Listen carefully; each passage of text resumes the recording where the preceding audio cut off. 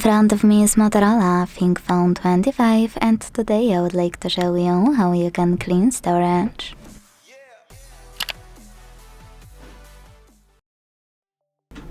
First of all, you need to find an app called Files that's already on your device.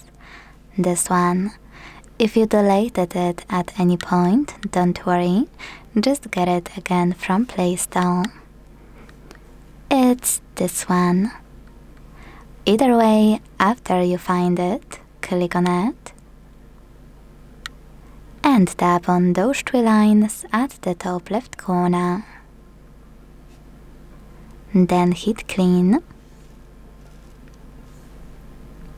Tap on Clean under Junk Files and Clear in the pop-up. Don't worry, this operation won't delete any photos or apps, only junk files.